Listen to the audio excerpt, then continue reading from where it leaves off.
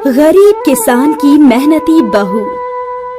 एक छोटे से गांव में एक भरा पूरा परिवार रहता था। परिवार बहुत बड़ा था। जगदीश और उसकी पत्नी प्रभा अपने सास ससुर, 2 बहनें और 2 बच्चों के साथ हंसी खुशी रहते थे। कुल मिलाकर 8 लोग थे। इस पूरे परिवार की जिम्मेदारी अकेले जगदीश पर थी। वो एक मेहनती किसान था। अरे प्रभा, मैं जा रहा हूँ खेत। अरे 2 मिनट रुकिए, खाना बांध देती हूँ। अरे आकर खा लूंगा ना। पता है मुझे आप कितना आएंगे। एक बार आप काम में लग जाए तो सीधे सांझ ही घर आएंगे। ये तो तूने पते की बात कही बहू। अब बहू ने खाना बांध ही दिया है तो ले जाना। ठीक है, दे दो। जगदीश के लिए सबसे पहले उसका काम था। वो खुद के सेहत की भी चिंता नहीं किया करता था, लेकिन प्रभा उसकी बहुत फिक्र करती थी। न सिर्फ जगदीश की, प्रभा को हर एक चीज की चिंता थी। बच्चों की, सास ससुर की और ननदों की भी। वो सबका ख्याल रखती थी। एक दिन की बात है, घर में शांति और पल्लवी के लिए रिश्ता आया। सभी लोग बहुत खुश थे। हमारे 2 बेटे हैं, अखिलेश और नीलेश। हम चाहते हैं कि इनकी शादी 2 बहनों से ही हो, ताकि घर में हमेशा सुख और शांति बनी रहे। ये तो बहुत अच्छी सोच है आपकी। ये है मेरी 2 बेटियाँ, बड़ी बेटी शांति और छोटी बेटी पल्लवी। देखने आए हुए लोगों को शांति और पल्लवी बहुत पसंद आई। हमें आपकी बेटियां तो पसंद हैं, हमें कुछ चाहिए तो नहीं, बस इतना चाहते हैं कि शादी धूमधाम से हो। हमारे दोनों बेटे इंजीनियर जो हैं। जी बिल्कुल, जैसा आप चाहें। शांति और पल्लवी का रिश्ता तय हो गया। सब खुश थे, सिवाय जगदीश के। वो पैसों का सोचने लगा। शाम में जगदीश घर के बाहर अकेला बैठकर कुछ सोच रहा था। क्या हुआ बेटा? कुछ नहीं पिताजी, बस शादी का सोच रहा हूँ। धूमधाम से शादी करवाने के लिए पैसे भी जमाने होंगे। हाँ, 2 लाख रुपये मेरे पास भी हैं, पर इतने तो काफी हैं नहीं। एक ही रास्ता है कि हम खेत गिरवी रख दें। नहीं पिताजी, और कोई ना कोई रास्ता होगा जल्द से जल्द पैसे बटोरने का। आप चिंता मत कीजिए। मेरी बात मेरे दोस्त अनूप से हुई है। वो कृषि वैज्ञानिक है। कल उससे जाकर मिलता हूं। ठीक है, ये भी रास्ता देख ले। अगली सुबह जगदीश अनूप से मिलने पहुंचा। दोस्त, ऐसा कुछ बता जिससे जल्दी पैसे मिल जाएं। पल्लवी और शांति की शादी करनी है, जल्द से जल्द। फिर तो तू इलायची की खेती कर, 4 महीने में तैयार हो जाएगी। और दाम, वो तो तू जानता ही है। तेरे 1 बीघा खेत में कम से कम 3-4 लाख का मुनाफा तो होगा ही, लेकिन तुझे कम से कम 2 साल पुराने इलायची के पौधे खरीदने होंगे। 25-30 हजार का खर्चा आएगा। अरे वाह, ये हुई ना बात। पर दोस्त, मेहनत बहुत है। तुझे बहुत ख्याल रखना पड़ेगा, वरना सारे पौधे सड़ने लगेंगे। तू चिंता मत कर, मैं बहुत अच्छे से ध्यान रखूंगा। अनूप ने जगदीश को इलायची के पौधे उगाने का तरीका बताया। जगदीश घर आया और उसने ये बात घर वालों को बताई। ये तो बहुत अच्छी बात है। इससे तो हमारी सारी समस्या ही सुलझ जाएगी। जी पिताजी, मैं कल ही जाकर पौधे खरीद लाता हूँ। अगले ही दिन जगदीश ने अपनी बचत में से 30,000 के इलायची के पौधे खरीदे और अब उसे पौधे अपने खेतों में उगाने थे। लेकिन उसके लिए उसे खेत को अच्छे से जोतना था, पानी सींचना था और फिर पौधे लगाने थे। तो जगदीश अपने काम में जुट गया। उसके पास कोई बैल तो था नहीं, इसलिए वो खुद ही हल से अपने खेत जोतने लगा। 2 दिन बीत गए। अब तक खेत की जुताई का काम खत्म नहीं हुआ। आज कड़ाके की धूप थी। गर्मी से जगदीश के सिर से पसीना टपक रहा था। वो फिर भी अकेला खेतों को जोतने में लगा था। अचानक उसका हल मिट्टी में अटक गया। उसने जब जोर से खींचा तो हल टूट गया और जगदीश की पीठ पर चोट आ गई। जगदीश दर्द से कराह रहा था। बचाओ! बचाओ! उसकी आवाज सुन आसपास के किसान दौड़े चले आए। अरे क्या हुआ जगदीश? चलो इसे जल्दी से अस्पताल ले चलते हैं। किसान जगदीश को उठाकर अस्पताल ले आए। डॉक्टर्स ने जगदीश का इलाज शुरू किया। कई घंटे बीत गए। जगदीश का पूरा परिवार हॉस्पिटल पहुंच चुका था। सब रो रहे थे। डॉक्टर, क्या हुआ मेरे बेटे को? उनकी रीढ़ की हड्डी पर गहरी चोट आई है। अब कुछ महीनों के लिए उन्हें बिस्तर पर ही पड़े रहना होगा। वो बैठ तक नहीं सकते। हे भगवान!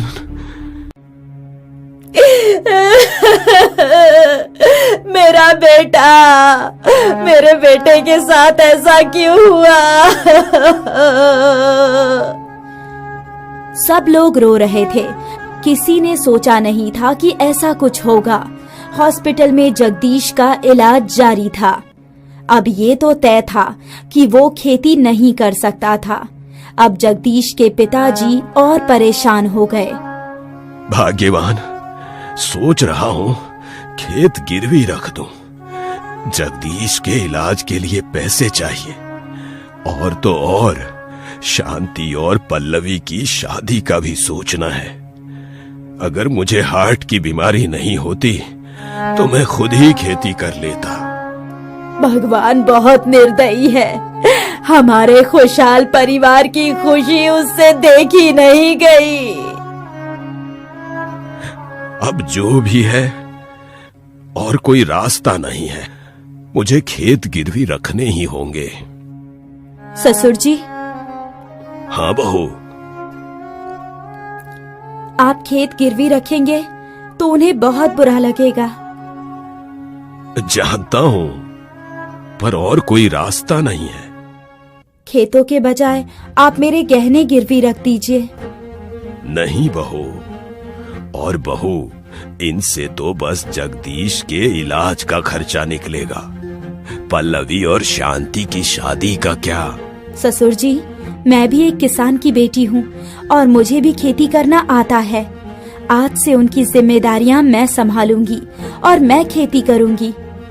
नहीं बहू, इतनी कड़क धूप में खेती करने का काम तू नहीं कर पाएगी। बहुत मुश्किल है। और ऊपर से बेटा, औरतें खेती नहीं करती। ससुर जी, औरतें खेती नहीं करती क्योंकि उन्हें नहीं आती। मेरे पिताजी ने मुझे खेती सिखाई है। मैं कर सकती हूँ। मुझे एक बार कोशिश तो करने दीजिए। लेकिन तू अकेले कैसे सब करेगी? घर की भी तो जिम्मेदारी है। घर और बच्चों की जिम्मेदारी मैं संभाल लूंगी। प्रभा खेती करना चाहती है तो उसे करने दीजिए। ठीक है, लेकिन ये इलायची की खेती कैसे होती है मुझे भी नहीं पता। तो प्रभा को कैसे पता होगा? ससुर जी, हम खुद अनूप भैया के पास जाकर पूछ लेते हैं। वो जरूर हमारी मदद करेंगे। ठीक है, देखते हैं। प्रभा ने खेती करने की ठान ली। वो उस गांव की पहली औरत थी जो खेती करने जा रही थी। अगली सुबह प्रभा अपने ससुर के साथ अनूप की किसी लेबोरेटरी पहुंच गई। उन दोनों ने अनूप को जगदीश का हाल बताया। अरे बाप रे, सोचा नहीं था कि ऐसा कुछ होगा। जो हुआ वो भगवान की मर्जी थी बेटा। और अब प्रभा जिद पकड़ कर बैठी है कि वो खेती करेगी। अब तू ही इस पगली को समझा कि ये मुश्किल है। चाचा जी, मुश्किल है पर नामुमकिन नहीं। हमारे देश में कई औरतें किसान हैं, और अगर भाभी अच्छे से सीख जाएं तो वो जरूर इलायची की खेती कर सकती हैं। बस भैया, आप मुझे सब समझा दीजिए। आपने पहले कभी खेती की है भाभी? मैं भी एक किसान की बेटी हूँ और मुझे भी खेती करना आता है। बहुत बढ़िया, बाकी मैं सिखा दूंगा। अनूप ने प्रभा और उसके ससुर को कुछ वीडियोस दिखाए और इलायची के पौधे उगाने का सही तरीका समझाया। भाभी, अगर आपने सब कुछ सही किया तो 4 महीने बाद इलायची की फसल तैयार हो जाएगी। पर ध्यान रखना, कीड़े ना लग जाएं। जी बिल्कुल। धन्यवाद बेटा। प्रभा और उसके ससुर अनूप का शुक्रिया करके वहाँ से निकल गए। अगली सुबह प्रभा ने खेती का काम शुरू कर दिया। वो अकेले ही हल खींच रही थी। घंटों की कड़ी मेहनत के बाद वो थक गई। तभी उसके ससुर जी वहाँ पहुँचे। अरे बहू। जी ससुर जी। आजा, खाना खाते हैं। आपने क्यों तकलीफ की ससुर जी? इतना तो मैं कर ही सकता हूँ, आजा। प्रभा ने पेड़ के नीचे बैठकर खाना खाया। ससुर जी खेत देखकर खुश थे। अरे वाह बहू, तूने इतनी जल्दी इतना खेत जोत कैसे लिया? पिताजी ने बताया था कि गर्मी में मिट्टी सख्त हो जाती है, पत्थर के जैसी। अगर ऐसे में खेत की जुताई करनी है तो मिट्टी को गीला करना होगा। बस मैं कुएं से पानी ला कर डालती रही और फिर खेत जोतती रही। शाबाश, तूने तो दुगनी मेहनत की है बहू। प्रभा के ससुर जी उसे प्रोत्साहित कर रहे थे। शाम को थक हार कर प्रभा घर पहुंची। माँ आ गई, माँ आ गई। प्रभा की सास ने उसे पानी दिया। माँ, आपने कहा था कि आज आप हमें पकौड़े खिलाएंगी, अब बना दो ना। अरे बेटा, माँ बहुत थक गई है, आज पकौड़े मैं बना देती हूँ। नहीं दादी, हमें माँ के हाथ के पकौड़े ही खाने हैं। बनाओ ना माँ पकौड़े, बनाओ ना माँ। दोनों बच्चों के जिद के आगे प्रभा को अपनी थकान तक दिखी नहीं। आखिर वो माँ जो ठहरी। वो सीधे रसोई में गई और बच्चों के लिए पकौड़े बनाने लगी। रात को प्रभा का पूरा शरीर दर्द कर रहा था। वो करवटें बदलती रही और अगली सुबह फिर खेत के लिए निकल पड़ी। लगभग 3 दिनों की कड़ी मेहनत के बाद प्रभा ने पूरा खेत जोत लिया और अब बारी थी पौधे लगाने की। प्रभा ने ये काम भी शुरू कर दिया। बार बार झुक झुक कर उसकी कमर में दर्द हो गया। हाय मेरी कमर, हे भगवान। दर्द से भले ही उसका पूरा शरीर टूट रहा था, पर उसने हार नहीं मानी। उसने पौधे लगाना जारी रखा। एक और खेत का मेहनत भरा काम और एक और बच्चे। प्रभा अपनी दोनों जिम्मेदारियों को पूरा कर रही थी। अब जगदीश भी घर आ चुका था। वो बिस्तर पर ही लेटा था। प्रभा, कितना काम करोगी? थोड़ा आराम कर लो। नहीं, अभी रिंकी की बालों में तेल लगाना है। वो शांति या पल्लवी कर लेगी, तुम आराम करो। शांति! जी भैया। जरा रिंकी के बालों में तेल लगा दो। जी। शांति रिंकी के पास चली गई और प्रभा वहीं जमीन पर लेट गई। कमर बहुत दुख रही है ना? नहीं, अब ठीक है। झूठ मत बोलो। वैसे भी तुम्हें झूठ बोलना नहीं आता। मैं जानता हूँ कितनी मेहनत लगती है खेती करने में, और ऊपर से घर की जिम्मेदारी। तुम्हें क्या जरूरत थी ये सब करने की? मैं और मेरा परिवार तुम पर बोझ बन गए हैं। ये परिवार मेरा भी है और ये जिम्मेदारी भी। और जब तक आप बिल्कुल ठीक नहीं होते, मैं ये जिम्मेदारी बखूबी निभाऊंगी।